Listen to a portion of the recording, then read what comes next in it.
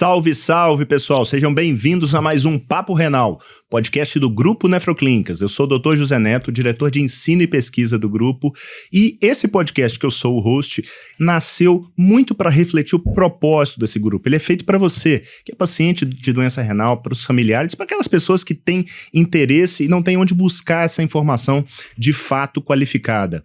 O propósito do Grupo Nefroclínicas é transformar positivamente a vida do doente renal crônico. E para isso, não basta ser uma clínica de diálise, mas uma clínica com diálise. Como é que a gente faz isso? Através de atuação em toda a jornada da doença renal crônica, desde suas fases mais tenras até as fases finais, onde eventualmente a pessoa pode precisar de uma diálise, seja ela hemo ou a peritoneal, e também do transplante renal.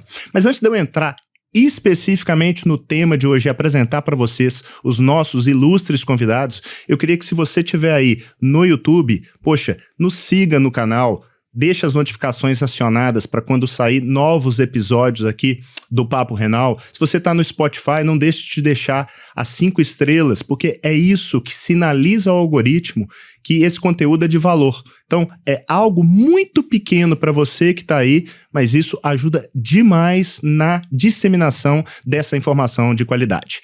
Pois bem, voltando aqui ao início e trazendo para vocês o papo, hoje a gente vai falar de algo que aproxima-se de uma terapia renal substitutiva tradicional, que eu estou chamando aqui da diálise, mas é algo que pode vir antes disso. Pô, Neto, como assim?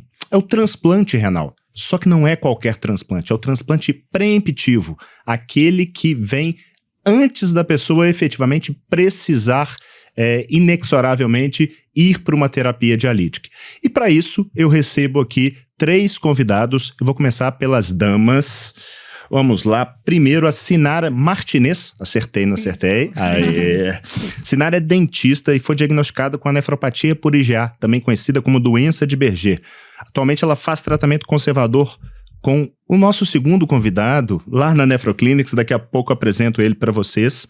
E ela iniciou o processo para transplante renal. Afinal de contas, ela está com algo em torno de 14% de funcionamento renal. Só para vocês lembrarem, né, nos outros episódios a gente já conversou, quem precisa de diálise, de transplante, habitualmente está abaixo de 10. Então ela está ali realmente na cara do gol de precisar de algum tipo de tratamento específico. Apesar disso, pratica atividade física, tem ótimos hábitos de vida e acredita piamente que isso é importante para estar bem pré-transplante e pós-transplante. Muito obrigado, seja muito bem-vinda, Sinara. Obrigada a você, muito alegre de estar aqui, poder compartilhar um pouquinho da minha história aí. Obrigado. E ela trouxe a Chayene Ribeiro Sacramento, sua irmã, farmacêutica e professora de beach tênis, ou professora de beach tênis e farmacêutica, né, Chayene? Que é uma das potenciais doadoras de rim para o transplante da sua irmã. Está no processo de realização de exames e também pratica atividade física e cuida-se, algo que nós aqui do Grupo Nefroclínicas não só defendemos, mas posso falar, pelo menos por minha parte, eu tenho um walk the talk aí de realmente acreditar e fazer isso aí. Seja muito bem-vinda. Obrigada, também é um prazer estar aqui, né, e poder aprender também, né, aqui junto com o doutor, mais sobre o assunto e estar aqui junto com a minha irmã nesse processo. Show de bola. E tenho aqui comigo meu querido amigo, Dr. Luiz Gustavo Trindade, que tem formação em clínica médica, terapia intensiva, nefrologia, especialização em transplante renal, uma experiência internacional num grande centro transplantador na Espanha. Atualmente ele é preceptor de clínica médica na rede Mater Dei e também, desde o início, né, Luiz? Está conosco aí no Grupo Nefroclínicas, acreditou nesse projeto e atualmente também atuando como conselheiro do CRM Minas Gerais. Luizão, seja muito bem-vindo, muito obrigado aí pela parceria, não só hoje, mas desde o início do nosso caminhar. Oi, Neto, olá, meninas, é um grande prazer estar aqui com vocês, tá? É uma vontade minha já há muito tempo fazer parte desse podcast. Eu estou desde o início na Nefroclínicas e abracei esse projeto, é um projeto que eu sempre acreditei, continuo acreditando e cada dia mais eu estou mais empolgado com a clínica, com o projeto. Maravilha. Então vamos lá, antes da gente entrar propriamente no tema transplante preemptivo, deixa eu criar aqui uma narrativa para as pessoas até entenderem E se quiserem tomar consciência de alguns assuntos que nós vamos comentar aqui, eventualmente de forma mais superficial, há outros podcasts que a gente já discutiu isso. Então, te chamando aqui, Sinara, me conta um pouquinho como é que foi essa história da doença renal, como é que você descobriu isso para chegar até esse ponto aí de uma fase mais avançada da doença. Certo, então, eu tenho hoje 38 anos e tenho diagnóstico há mais ou menos 7 anos. Porém, olhando para trás, eu vejo assim que provavelmente eu tenho a doença há mais de 20 anos. Porque na minha primeira gravidez, eu tive a minha filha aos 20 anos, hoje ela tem 18, vai fazer 19 agora em julho. Eu me lembro do médico comentar comigo nos exames de pré-natal, ele falar assim, olha, a sua urina, ela sempre acusa uma quantidade boa de proteína, isso não é normal. Você precisa investigar isso. E eu muito nova, recém-casada, aquela confusão toda. Não, eu vou dizer bem a verdade, eu esqueci disso. Eu lembro disso hoje, né? Olhando assim para trás da situação, sabendo que isso já era um sinal, mas na época não dei a devida importância. Tive a minha filha, tive uma gestação super tranquila, os anos se passaram e na minha segunda gestação, 7 anos depois, eu tive um pico hipertensivo, já no finalzinho da gravidez. Fui para a unidade de saúde da minha cidade, o médico fez o tratamento que precisava ali e me encaminhou para um cardiologista. Ele falou, você precisa investigar porque não é normal isso na sua idade. Então, me descobri hipertensa. E eu pensei, gente, eu tô tão nova e hipertensa, isso não é uma coisa normal, né? E o médico falou, provavelmente a sua hipertensão, ela é secundária. Vamos investigar para descobrir por que você está hipertensa. Até que eu cheguei à questão do problema nos rins, ainda sem nome, né? Então, ele me encaminhou para um nefrologista. Eu passei por alguns nefrologistas até então. Não me senti muito segura para continuar o tratamento, não me senti muito bem acolhida, até que eu conheci o Dr. Luiz, há uns 7, 8 anos atrás, né, Dr. Luiz? E aí que tudo mudou. Né, ele deu a devida atenção que a gente esperava, nós não sabíamos de nada, a gente tinha assim, a menor noção de problema renal, o que era, o que tinha que fazer, e a primeira coisa que eu lembro que ele falou foi, vamos dar nome ao que você tem, para a gente poder então tratar adequadamente, e isso tranquilizou muita gente, né, porque você ter uma doença e não saber o que, e saber que aquilo está degenerando o seu rim, você não ter a menor ideia. Quando ele disse isso, a gente se sentiu seguro, a gente foi muito bem acolhido. E aí eu fiz uma biópsia, né, doutor? Fui fazer a biópsia como quem vai para o shopping. Não tinha a menor noção de que a biópsia era uma coisa assim, né, mais séria. E falei com meu marido, lindeza, vamos fazer a biópsia, depois a gente vai para o shopping, a gente é do interior, vem para BH, a gente quer passear, né?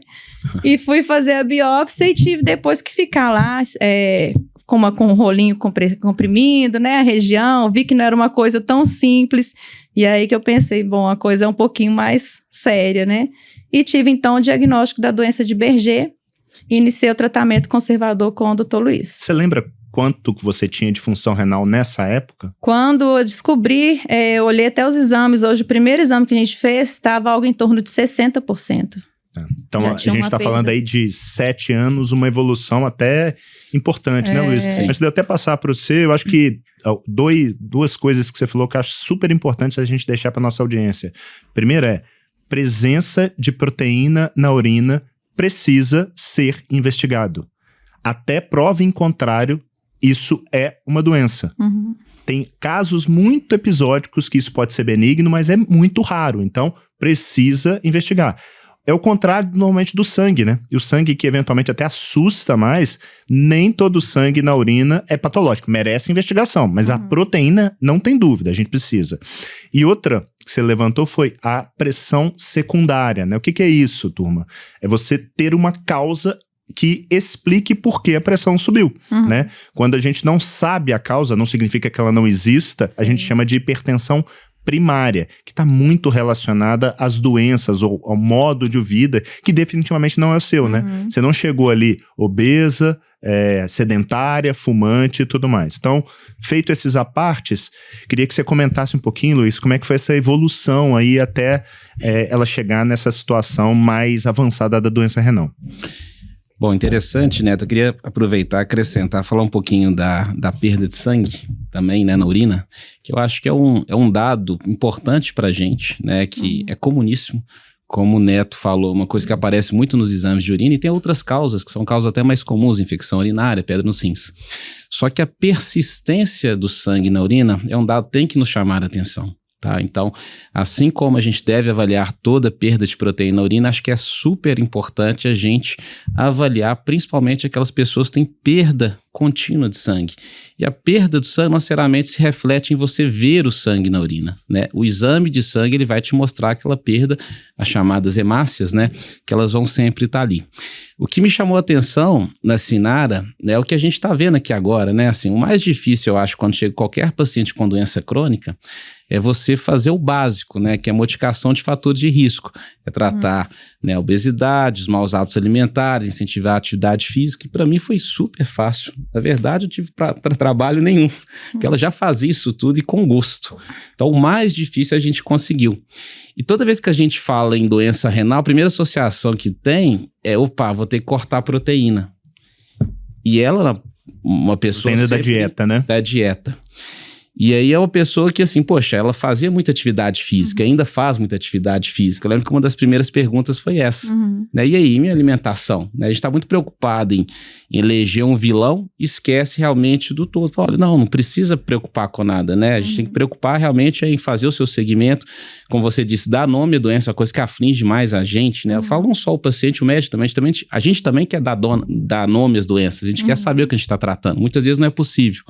Né? Fizemos a biópsia renal, né, a partir do resultado da biópsia, até então, eu lembro que a gente começou a fazer o tratamento com corticóide, que era uma coisa relativamente nova na nefropatia por IgA, né, assim, dar corticóide para o paciente. Enfim, nós fomos andando com o seu tratamento e ela sempre respondeu muito bem, né, o tratamento do ponto de vista de aceitação, tá? Por quê? Porque o mais difícil você já fazia, né, que você tinha esses bons hábitos, né, então as nossas conversas eram muito tranquilas, né, basicamente era checar sangue, os exames, responder às dúvidas, né, porque o básico, o mais difícil você já fazia, né, mas sempre foi um excelente paciente, uma pessoa que sempre focou na saúde, que acho que é o mais importante. E eu acho uma coisa interessante, Luiz, porque assim, é bom as pessoas entenderem que a gente trabalha numa seara de incerteza. Então, você pode fazer tudo certo e dar tudo errado, e você pode fazer tudo errado e dar tudo certo. É probabilístico.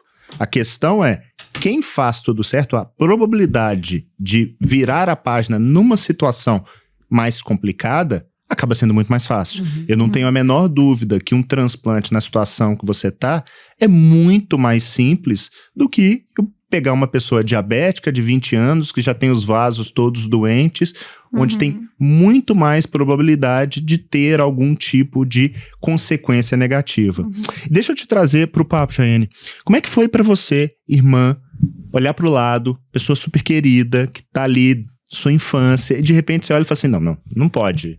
Ela não sente nada, ela tá ótima, bonita, fazendo as coisas, trabalhando, e aí de repente alguém fala que ela tem uma doença que tá chegando numa situação de precisar fazer ou diálise ou transplante. Como é que foi isso pra você, representando aqui, obviamente, todo mundo que a ama?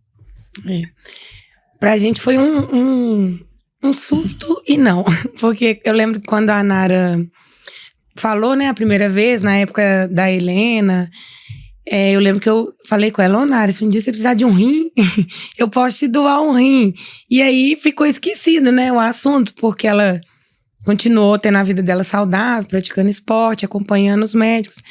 E aí, dessa vez agora que ela veio contar pra gente, né, eu realmente fiquei um pouco assustada, mas tentando ficar calma, né, pra não deixar ficar nervosa, né. E na mesma hora a gente falou, Nara, se precisar, a gente tá aqui, né? Vamos ver como vai ser o processo. E eu lembro que eu falei com ela que estava disponível. E eu tenho muito medo de cirurgia. Eu tenho pavor de cirurgia. Eu não arrisco, sabe? Fazer nada estético, porque eu tenho muito medo. E eu lembro que eu fui pra casa e falei assim, Deus, se for eu a doadora, o Senhor vai ter que me acalmar, porque eu tô muito nervosa. E aí eu encontrei com uma... Aí fui ler, né? Sou farmacêutica, entendo um pouquinho, né? Fui ler e vi que em alguns processos também, né? Às vezes você passa pelo psicólogo. Falei, nossa, eu não posso parar no psicólogo. Eu tenho que me acalmar. E aí eu fui conversar com uma médica, que é aluna minha até. Ela não mexe, né? Ela não é nefro, mas ela já trabalhou e ela foi me acalmando. E ela falou exatamente isso que vocês estão falando sobre a Sinara, né? Porque eu também fiquei preocupada, né, com a Sinara. Falei, como que é ela receber? E ela foi me acalmando, trazendo paz, né, no meu coração. E aí eu tô super em paz pra gente seguir esse processo juntas aí. Você sabe que isso tem nome, né? Amor. É amor, exatamente. Porque, É só por amor. Porque as pessoas às vezes confundem os sentimentos, e o amor, pelo menos na minha leitura, é algo que você está disposto a fazer de tudo por uma pessoa, mesmo contra, eventualmente, seus medos, às vezes até sua preferência, né? Então, e aí eu espero que nós do lado de cá, falando em nome dos profissionais, consigamos de fato, eu nem vou falar que é só acalmá-la, é fazer com que a jornada seja o mais leve possível, porque a gente não consegue prometer resultado, né? Eu torço, rezo para que a gente saia daqui a algum tempo vocês voltem aqui e contando, ó, puxa, deu tudo certo e tal. Mas eu falo que a grande questão do profissional é estar ali o tempo inteiro, é saber que você, é ter essa percepção que você teve com o Luiz. Eu posso contar com ele. Eu confio e eu posso contar com ele nessa jornada, né? Luiz, eu falei aqui, a gente já fez alguns episódios prévios sobre as outras possibilidades terapêuticas aí naquela pessoa que evolui com a perda renal, né? Que do ponto de vista norteador, tá ali na casa de 10%. As pessoas que estão abaixo, não é uma coisa matemática, do tipo, ó, 9 precisa fazer alguma coisa e 11 não precisa. Vai ter alguém que eventualmente vai precisar fazer um pouco mais precoce e eventualmente outros vão um pouco mais tardio. Eu acho que na nossa linha de cuidado a gente tende a levar até um pouquinho mais, né? Conseguir segurar a pessoa um pouco mais sem precisar fazer ou a diálise ou o transplante. Mas no transplante especificamente, eu queria que você falasse um pouquinho, vamos separar aqui. A gente tem o transplante com doador vivo e o transplante com doador falecido. Como é que funciona? Qual que é a diferença? Só para o público ter uma ideia maior. A gente já falou em outros episódios do transplante, mas eu queria que você revisasse aqui um pouquinho. Bom, então, o transplante, ele é uma opção de tratamento, né? Assim como a hemodiálise e a diálise peritoneal, a gente tem a opção do transplante renal, tá? Do ponto de vista de resultados, de uma forma geral, ele é superior tanto à hemodiálise como à diálise peritoneal. E a gente tem basicamente 2 modalidades de transplante, que é o transplante falecido, que é aquele paciente em morte encefálica no hospital, você retira o órgão, né? Um transplante de emergência. Então, o receptor tem que estar preparado para, né, naquele momento ele receber o órgão. E o transplante doador vivo, que é um parente, pode doar. Todo mundo pode doar? A legislação brasileira diz que não. Até parente de 4º grau ou cônjuge, né? Fora isso, só através de mandado judicial, tá? Então a gente escolhe essas pessoas, tá? Existe uma série de exames que são feitos, né? Essa avaliação, e aí sim acontece o transplante. E o transplante preemptivo, é o que a gente está conversando aqui, é aquela modalidade de transplante que a gente faz antes da indicação de diálise.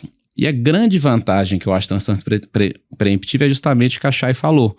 Você tem esse tempo, esse espaço para conversar, discutir, tirar suas dúvidas, te preparar para o transplante, né? Que eu acho que é importantíssimo. E a primeira dúvida de todo mundo, principalmente quem vai receber o transplante, é a pergunta, olha, e o doador vivo, quem pode me doar?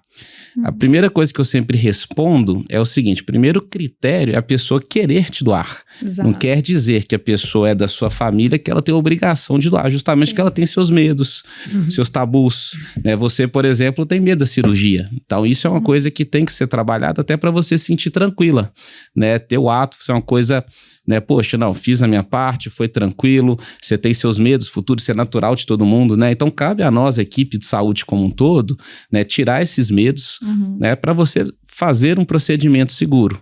tá? E uma pergunta que sempre vem, é seguro? Acho que se não fosse seguro, seria Exato. Proibido. Sim. Né? Seria proibido.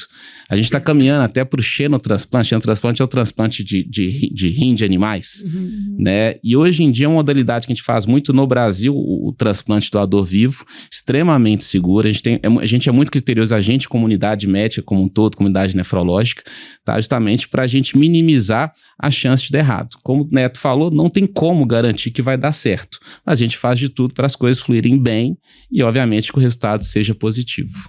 E até para dar números para as pessoas, num cenário brasileiro, eu não estou falando de unidades que têm resultados acima da referência, não. A média é que ao final do primeiro ano, você tenha mais de 97% das pessoas com rim funcionante. Ou seja, dar errado a ponto de você perder o órgão ou eventualmente uma catástrofe, alguém perder a vida, é algo muito, muito, muito raro, né, Luiz? Assim, eu conto nos dedos as situações que eu vi de morte, não lembro de nenhuma, e uma ou outra de pessoas que, infelizmente, o rim, por normalmente quadros imunológicos, nas rejeições, e que acaba sendo muito mitigado aí na situação que vocês estão vivendo. Eu acho que o Luiz colocou bem a respeito e eu queria salientar 2 pontos, né? Primeiro, a gente precisa que as pessoas saibam que tem o problema. Isso não pode acontecer igual aconteceu com você, de você perder um tempo de dar o diagnóstico. Quanto mais precoce é o diagnóstico, mais tempo. E nos últimos anos a gente ganhou muito arsenal terapêutico. A doença de Iberger, né, a nefropatia da IgA, ela virou algo que tem sido cada vez mais estudado. A gente vem vendo algum ruído, né, Luiz, que vai aparecer alguma coisa nova, talvez disruptiva por aí. Então, diagnóstico precoce é super importante. E outra informação, né, porque o transplante preemptivo não é todo médico que tem esse cuidado que o Luiz teve de levantar. Olha, tem uma possibilidade aqui, né? Então, essas 2 coisas são critérios importantes. E aí eu acho que... Te interrompendo claro. Um pouquinho, essa é a pegadinha da doença renal, né? Por que eu demorei tantos anos para descobrir? Porque eu vivi absolutamente bem, como eu vivo até hoje. Então, quem me olha nem fala que eu sou doente. Eu não me sinto uma pessoa doente, eu sempre falo isso, né? Minha mãe fica muito preocupada, eu falo, mãe, eu tô bem, olha só, eu não me sinto nem doente. Então, como ela não dá sinais, né? Você não sente muita coisa, você consegue levar a sua vida normalmente, você vai levando e quando eu descobri já tinha, infelizmente, aí, cerca de 60% apenas, né? Que já é quase metade já, né? De função. Então, acho que é importante isso mesmo, as pessoas se atentarem, né, quando fizer um exame e tiver esse sinal que eu tive, né, e não prestei muita atenção, elas irem atrás disso e procurar saber melhor. Perfeito, perfeito. E deixa eu te dar uma notícia boa, tá? Por mais que a sua doença tenha tido um caráter mais agressivo, a doença de Berger, a nefropatia da IgA, ela pode voltar no transplante, só que muito raramente leva à perda. Então, isso é uma boa notícia aí que você leva aí pra... Porque é uma dúvida que dói em muitas pessoas. Porque é diferente daquela pessoa, não, eu tenho diabetes. Poxa, se um diabetes tipo 1, não fiz um transplante rim-pâncreas, a doença continua lá. Se não cuidar da doença, a tendência é que ela evolua. Deixa eu te perguntar uma coisa. Poxa, decidiram, vamos caminhar rumo ao transplante preemptivo. O que você já fez? Qual que foi sua jornada aí de exames, outros médicos, eventualmente, que você já tenha passado, para dar uma ideia do cuidado, né, que a gente tem que ter? Porque o Luiz falou bem, o doador e o receptor, a gente tem que ver se ele tem condições. O doador, ele tem que querer e tem que poder também, né? O que vocês já fizeram aí até o momento? Sim, desde que o Dr. Luiz me encaminhou, né, pro Hospital Felício Roxo, a equipe do Dr. Gabriel, eu já estive lá com ele e comecei a fazer os exames. Então, eu fiz uma série de exames, ultrassom de abdômen completo, um ecocardiograma com estresse farmacológico, vários exames para poder dar o segmento. Até então, os exames estão ótimos, né? Os médicos, inclusive, quando eu chego e falo, eles perguntam, né? Por que você está fazendo esse exame? Eu falo, é para um transplante. Eles se assustam e se compadecem até, ficam, não, mas não preocupa, olha só, você está tão saudável, vai dar certo, você é uma paciente muito, né? Uma candidata muito boa. Então, eu fiz todos esses exames e agora os meus doadores vão começar o processo dos exames também. Você tem quantos potenciais doadores? Tenho compatível os meus 2 irmãos de sangue, né, por enquanto. A Chay, o meu irmão mais velho. A minha irmã mais velha não é compatível. Por qual motivo? O sangue. É o primeiro, né? Porque a porta de entrada é o sangue, né? A gente faz o exame do fator e aí aqueles que têm o sangue compatível prosseguem. E o meu marido também, ele é compatível, né? O sangue dele também vai fazer os outros exames. Deixa eu puxar uma partezinho aqui. Como é que essa questão de compatibilidade ABO é igual na transfusão, Luiz? É um pouquinho diferente, inclusive favorece o transplante, né? Na verdade, a gente tem que ter uma compatibilidade, né? Ou seja, o O é o doador universal, o AB é o receptor universal, né? Então, eles têm as regras básicas, por exemplo, o A doa para o A, né? Mas, enfim, a gente tem essa questão de que alguns grupos podem doar para outros grupos. O fator RH, no transplante, ele tem menos importância, né? O meu é A positivo ou negativo. No transplante, isso não tem tanto problema. Basicamente, é grupo sanguíneo. E é interessante que a pergunta sempre é, nossa, e minha prova cruzada, tal da prova cruzada, né? Aquele exame que pega o sangue do doador, junta com o receptor para ver se vai dar rejeição ou não. Normalmente, ou dificilmente, a prova cruzada, quando é doador vivo, dá positiva. Né? Normalmente, a prova cruzada dá ok. Então, não é um grande entrave no transplante. Acho que o primeiro entrave seria realmente o grupo sanguíneo. Você achar pessoas da sua família que tem um grupo sanguíneo compatível com o seu, né? E antes disso, igual a gente acabou de comentar, são pessoas que, né, têm o desejo de doar. Exato. Né, tem o desejo de doar mais o grupo sanguíneo. Né, os exames é quase que uma rotina praticamente. É claro que no caso do receptor, né, a gente precisa avaliar ele bem, né? No caso do doador, né, a gente tem algumas contraindicações. Basicamente, a pessoa tem que estar bem de saúde, né? A gente tem que tentar, né, entre aspas, prever, né, se daqui a médio e longo prazo ela pode ter algum problema em ter um rim só. Então, por exemplo, né, a gente evita, né, que, né, o doador ele seja um formador de pedras, que ele pode formar no outro rim e pode ter problema nesse rim. Ou o doador seja um hipertenso de difícil controle. A gente evita esse perfil de paciente justamente que a gente pensa que pode ter algum problema a médio e longo prazo. Tá? Mas respondendo, obviamente... Cobertor curto, né? Isso, cobertor curto. Mas do grupo sanguíneo, basicamente, a gente segue o sistema ABO, esquece um pouquinho o sistema RH. E deixa eu perguntar para vocês duas agora. Qual é o maior medo que passa na sua cabeça e na sua cabeça, independente se você for efetivamente a doadora? Eu acho que são medos, talvez, complementares. Uma é o natural, você era doador, outra não, é minha irmã. Tá. Quer responder primeiro, já? Hoje eu me sinto pronta mesmo, sabe? Já passou o medo, já conversei, já acalmou. Podcast terapia, hein? Não, de fato mesmo, assim, hoje eu tô muito calma. Ela é tranquila. Falei que a Nara, ela é muito querida, né? Porque fica eu e o Di brigando, né? Quem vai doar? O Di quer doar, eu quero doar. Mas, né? Bom que você tem reserva, né? Os médicos vão decidir, né? Mas, assim, eu não diria medo, mas a minha preocupação é assim, né, que também tô muito confiante, mas a minha preocupação é questão como que o meu rim, né, vai no organismo dela reagir, mas eu acredito que vai dar tudo certo. Então essa seria a minha insegurança, mas que assim, também não, de fato, não tô preocupada com isso, eu creio muito que vai dar tudo certo. Já deu, né? Bom, pra falar a verdade, assim, a doença, ela nunca me afetou de forma alguma mesmo.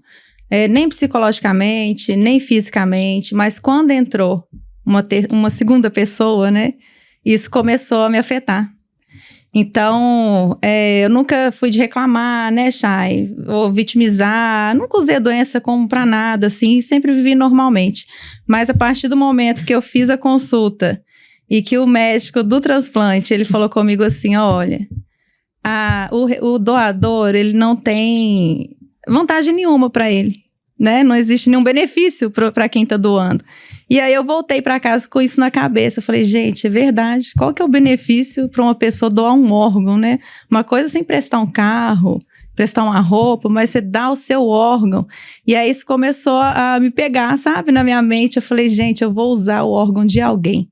E se eu gastar esse órgão, digamos assim, né, à toa, se eu colocar esse rim e esse rim não ficar. Então eu fiquei com esse... É o meu medo. Para falar a verdade, o meu medo hoje não é da cirurgia, não é assim vou viver, vou não sei o quê, mas é de realmente ter a responsabilidade de estar recebendo algo tão importante de alguém e de repente... Você doaria para ela? Com certeza. Se não desse certo, você ia ficar muito brava, nervosa porque não deu certo? Não. Exatamente. Acho que tá respondido. Né? Eu falei com ela, assim, quando ela falou sobre isso, né? Eu falei, nossa, Nara, na nossa cabeça não passa isso mesmo, assim. A gente só quer vê-la bem, né? Só que ela continue. Eu voltei desse dia até muito, assim, impactada. E fiz uma reunião, falei, gente, vamos fazer uma reunião aqui com os doadores, porque eu tenho que falar algumas coisas com vocês. E aí eu falei com eles, gente, se alguém quiser desistir, porque pelo que eu entendi, não é uma coisa tão simples assim. É uma cirurgia, né? Envolve riscos, o médico foi muito realista, né? E tem que ser mesmo. Porque ele precisa falar, olha, o que pode dar certo e o que não pode dar. E eu fiz essa reunião, né, e falei, gente, se alguém quiser desistir, tudo bem, eu vou entender, né, doutor? Igual a gente falou comigo uma vez, se as pessoas não quiserem doar, a gente não precisa ficar triste com isso. E a reação foi totalmente contrária, né, Chay? Nossa família é muito unida. Eu tive, assim, eu tô com uma lista mesmo de doadores dentro da família, amigos até, acho que as pessoas são tão, né, assim, não fazem ideia, né, do que é. Então, quando eu conto, aí prontamente já falo, se precisar, eu tenho um rim aqui bom para doar. Então, assim, eu vejo que essa entrega, né, é uma coisa totalmente de compaixão mesmo, né? Não tem benefício nenhum, mas faz por amor, né? Eu lembro que eu não sei se você mandou uma mensagem, me ligou falando sobre isso. E a primeira coisa que eu respondi foi justamente isso, assim, olha, você quer coisa melhor que ver a pessoa que você gosta, ama bem? Não tem coisa melhor que isso, não, né? Então, assim, isso por si só justifica qualquer atitude, qualquer coisa. Então, assim, você ver bem, e o contrário é verdadeiro, né? Você não quer que as pessoas que são próximas a você, que você ama, estejam na condição, né, ruim, não que você esteja na condição ruim. Então, assim, eu acho que o fato de doar, né, a questão altruísta, por si só já justifica o transplante, né? Aquela sensação que você está ajudando alguém, isso já não tem preço. E uma coisa que eu gosto muito de falar com os doadores e os receptores é justamente isso.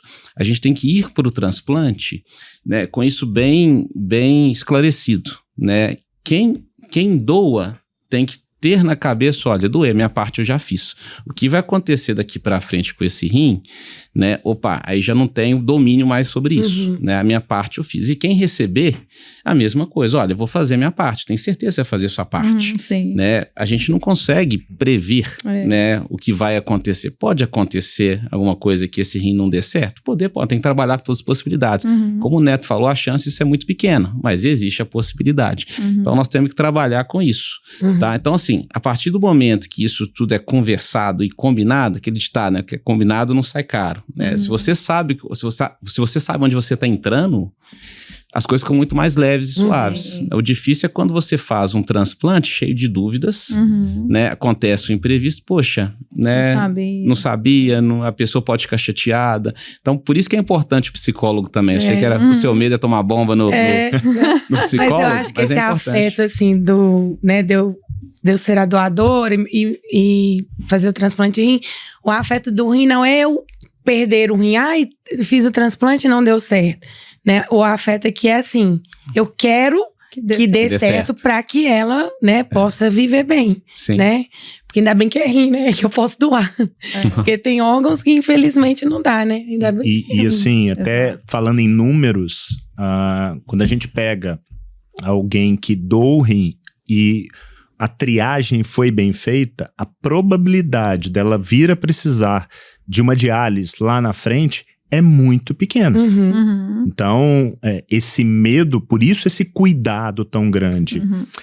Eu gosto muito de analogia, né, Luiz? Você já me conhece. Eu falo que ir para o transplante, ou qualquer terapêutica médica, é mais ou menos você pegar um carro para ir para a estrada. Pô, ir para a estrada é perigoso? Sim. É óbvio que é. Mas se você vai num carro que está revisado, que tem sistema de segurança, a lanterna está funcionando, você não passa da velocidade permitida, você pode ter um acidente? Pode. Mas a probabilidade é muito menor do que você vai com um carro velho, o farol tá queimado e o cara tá correndo a 180 km por hora, sendo super agressivo no volante. É a mesma coisa.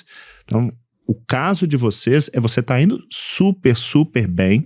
E eu queria colocar aqui um holofote, né? Dar um double click aqui no seu jeito de ser.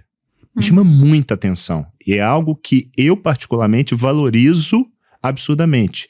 Que é o termo que eu gosto de usar, derivado de um livro, é a responsabilidade extrema. Você literalmente bate no peito e fala assim, não, peraí.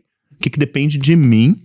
E não fica mitigando os riscos e nem chegando e terceirizando, vitimizando a situação. Então, mas sim, super de parabéns. Eu falo que você é um exemplo. Que bom que você está aqui e está levando essa mensagem para inúmeras pessoas que estão vivendo dificuldades, sejam elas relacionadas à doença renal ou não, né, Luiz?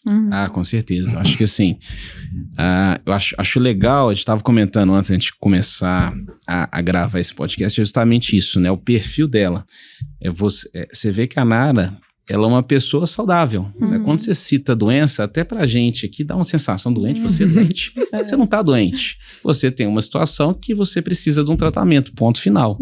O conceito de doença é completamente diferente do que você tem. Né? Então, assim, você tem uma situação que você vai fazer um tratamento para você melhorar ainda mais que você já está. Né? Então, e é interessante você estar aqui para justamente mostrar para as pessoas, principalmente os pacientes que têm doença renal, eu tenho doença renal, eu não posso isso, aquilo, pode tudo. Né? Você é um ótimo exemplo, você trabalha, né? Faz suas atividades esportivas, vida normal, não tem por que ser diferente isso. Tá? Então, eu também agradeço a sua vinda aqui, né? Que eu acho que é uma mensagem importantíssima que a gente, no caso vocês estão conseguindo passar para quem tem a doença renal, né? Gente, é uma doença como qualquer outra, hipertensão, diabetes, a gente precisa controlar, se for o caso, temos alternativas de tratamento. E ainda bem que tem. Sim, né? Sim, com Exatamente, certeza. Né? A gente tá caminhando aí pro finalmente, se vocês pudessem dar uma mensagem, eu queria primeiro sua, Nara, assim, alguém que tem um problema renal, seja por conta de uma nefropatia da IgA, pela doença de Berger, ou por qualquer outra causa, como encarar isso? O que fazer? O que você trouxe de aprendizado até aqui, apesar de você ser muito jovem ainda? O que você faria eventualmente diferente? O que te ajudou? Tem alguma coisa que você fala assim, poxa, é atividade física, não é minha religiosidade? O que você acha que te dá esse suporte, esse alicerce tudo? Sim. Bom, o que eu faria diferente é realmente ter dado mais atenção nesse início, né? Mas também eu penso, descobrindo há 20 anos atrás, eu continuaria também fazendo as coisas que eu já fazia, né? Então, não sei se isso mudaria muito a trajetória.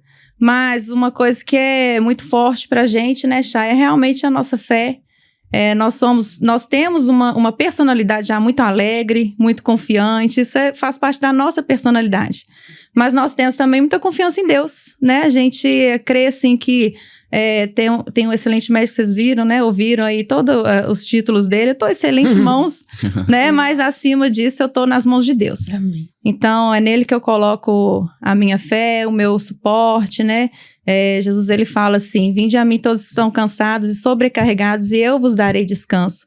Eu vos darei alívio, né? E quem não está sobrecarregado hoje? Quem não está cansado hoje? Todo mundo. Então, esse convite é um convite para todos, né? Tomai sobre vós o meu jugo, porque o meu jugo é suave, o meu fardo é leve.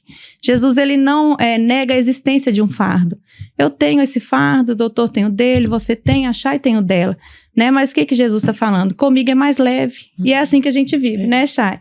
Por isso que a gente consegue levar com leveza, né? E crendo que tudo realmente vai fluir da forma que tem que fluir. Poxa, vou te falar que assim, dava até pra fechar, viu? Tô quase indo embora. Vou falar o que agora? Jane, eu queria que você deixasse uma mensagem também para as pessoas, principalmente para sua irmã. O que você gostaria de dizer para ela, porque eu tenho certeza que isso vai ecoar entre aqueles que têm parentes que estão nessa mesma situação. Desculpa. Imagina. A gente assim. Ela é emotiva, nós somos emotivos. Primeiro eu queria falar, né, Nari, que eu te amo muito. Também. Assim, você é muito importante, né, pra nós. Amo o seu jeitinho de ser. Te admiro muito, né, a pessoa que você é, como você leva a vida. E o que eu tô fazendo, assim, é muito natural mesmo, né, de coração. Pretendo ser a doadora, né, mas tá no controle de Deus, quem for. Eu sinto lá no fundinho que é você, sou eu, né? mas né, se não for, tudo bem. Mas assim, nós vamos viver esse processo juntos, né, e vamos vencer juntos. Amém. E se eu te doar, você vai ficar boa no beach tennis. É o melhor rim que eu poderia receber, viu, gente? Ela é atleta da família. Meu Deus. Uma pessoa que está em super destaque lá na nossa cidade, no Imagina. esporte. Aqui em BH também, né, Chay? Já bastante conhecida também no beach tênis. E olha só, né? Uma pessoa do esporte, né? Poderia pensar assim, nossa, mas e se isso me prejudicar no meu esporte? Esporte de Né? Eu alto acho que as rendimento. alunas dela olham até assim, né, Chay? Você é doida, você vai fazer isso? Mas eu agradeço mesmo, de coração, você, Chay, né? E toda a família, e todo o suporte também dos amigos, que estão, assim, se dispondo mesmo. Eu fico realmente muito feliz e grata com isso. Maravilha. Queria falar, assim, né, para as pessoas que, como a Nara disse, né, a gente tem uma ligação muito forte, né? Assim, a gente foi criado crendo em Jesus, então a gente sempre despertou o amor pelo próximo mesmo, né? Então, assim, para mim não faz sentido, né? Eu até falei com a Nara assim, Nara, hoje uma conhecida minha falou assim, nossa, que nobre o que você tá fazendo. Eu pensei assim, gente, não é possível, né, que uma pessoa não ia doar o rim pro irmão, né? Então, para mim, assim, é algo muito natural. E dizer para as pessoas, assim, que não faz sentido para mim, né, a gente viver se alguém próximo de você precisa, né, de uma ajuda e você ignora isso, né? Então, o amor, né, gente, tem que ser o maior mandamento de Luiz, todos. eu tô com medo, porque eu que tenho que terminar o episódio, porque as duas mensagens, eu vou te falar, são belíssimas e eu acho que elas são extremamente inspiradoras. Parabéns, foi, Obrigada. assim, Obrigada. edificante gravar esse podcast aqui com vocês.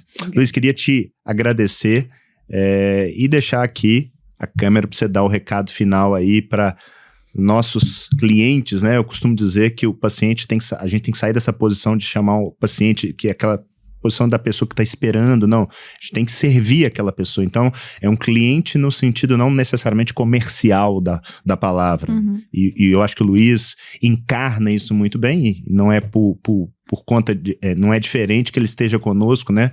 A ideia do Grupo Nefroclínicas, desde o início, foi ter esse foco muito centrado na pessoa.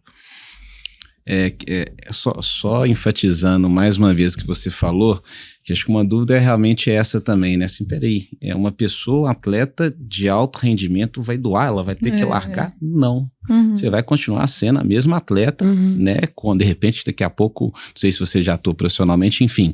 Então, isso não vai mudar absolutamente nada a sua vida. Então, um recado que a gente tem que dar pro pessoal também é justamente esse, né? Você vai continuar sendo a mesma Chay que é até então, né? Enfim, e vida normal. Eu queria também agradecer, né? Eu queria agradecer, Neto, assim, a gente fala médica, eu fico muito lisonjeado quando recebo os elogios, mas a gente não faz nada sozinho, né? Então sempre tem uma equipe, né? Então lá na Nefroclínicas nós somos uma equipe, por mais que a assistência seja comigo, vira e mexe a gente está no corredor batendo um papo com outro colega, até para discutir os casos, não só com os colegas médicos, né? Equipe de nutrição, equipe de enfermagem, então é todo um time que trabalha para o bem-estar do paciente, que acaba que a gente fica no holofote, nós médicos, né? A gente nunca pode esquecer desse time que está junto da gente até para otimizar o nosso trabalho. Meu recado final, não tem o que falar, né, Neto? Difícil, né? Acho que você já deu um belo recado, viu? Vou te falar, assim, me apertou, viu? Eu não tenho mais, assim, nenhum recado a dar, acho que eu queria só lembrar do transplante preemptivo. Eu acho que é uma modalidade, né, que o médico tem que conversar com o paciente, é uma opção, né, cabe à pessoa aceitar ou não, né, cabe ao médico esclarecer as dúvidas, né, eu acho que é uma ótima opção de tratamento, assim como outras opções, né, então, queria só agradecer, né, a vocês, a participação. Obrigado por apresentar a Nara, né, essa possibilidade. Sim, né, e espero, né, continuar junto de você durante muito tempo, né, no que você precisar, né, e você também, Chay, se precisar do meu auxílio, eu vou estar à sua disposição. Obrigado. Obrigado, gente. Show de bola. Afinal de contas, nós temos que fazer um papel de tutoria, né, Luiz? Sair dessa posição de quase ditatorial que muitos médicos, infelizmente, ainda assumem para realmente ser um parceiro. E deixa eu te dar uma notícia. A partir do momento que você doa, você precisa manter um acompanhamento com meu amigo Dr. Luiz. Então, mas vocês estão em excelentes mãos. Eu queria agradecer demais a você. Adorei gravar esse podcast. Deixar aberto aqui, se algum de vocês quiser deixar redes sociais, onde encontram vocês, fiquem super à vontade. O meu me encontra lá na Nefroclínicas. Vai entrar no site da Nefroclínicas, me encontra lá. Maravilha. Meninas, alguma querem deixar? Não. Fique à vontade. Eu queria só fazer um agradecimento, ele estava falando, em questão de vocês médicos, né? Porque eu acho lindo, assim, como vocês chegaram, né, a esse momento de fazer um transplante, né? Isso é muito, muito maravilhoso, né? E foram muito iluminados mesmo, que vocês continuem, assim, nesse trabalho lindo, porque é muito legal. Obrigado. Chayne, eu falo que isso, eu também creio muito em Deus, e eu acho que isso é um presente. Sim. Ser médico, apesar de todas as suas agruras que a gente vive, eu tenho já históricos de muita dor, de ver pessoas eventualmente tendo evoluções não favoráveis, mas sua ampla maioria, eu falo que eu só posso agradecer, porque é algo que eu faria de graça. E por acaso me pagam por isso. Então, a medicina realmente ela é uma dádiva, e eu acho que talvez isso diferencie muito, e eu acho que em qualquer profissão, tá? Quando você faz aquilo com amor, olhando de fato, falando assim, cara, isso aqui realmente me preenche, a tendência de você entregar o resultado é muito maior, né? Então, foi ótimo. Você que nos acompanhou até aqui, muitíssimo obrigado. Você tá aqui no YouTube, poxa, nos segue no canal, ativa as notificações. Se você tá no Spotify, deixa aí as 5 estrelinhas pra gente. É dessa maneira que a gente vê cada vez atingir um maior número de pessoas. O Papo Renal, ele nasceu com esse propósito de levar informação de conhecimento dentro dessa linha de propósito do Grupo Nefroclínicas, que é transformar positivamente a vida do paciente com doença renal. Muitíssimo obrigado. Se você quiser encontrar a Nefroclínicas, a gente está em Belo Horizonte, em Volta Redonda, no Rio de Janeiro, São Luís, Brasília, Curitiba, e agora com o advento da teleconsulta, eu tô aqui com meu amigo que sabe tudo do assunto, um dos caras mais vanguardistas que eu conheci, o Luiz, nesse quesito. A gente também consegue atendê-los, e eu espero que esse conteúdo aqui traga cada vez mais luz sobre uma certa escuridão que gira em torno da nefrologia. Grande abraço, fiquem com Deus e até a próxima.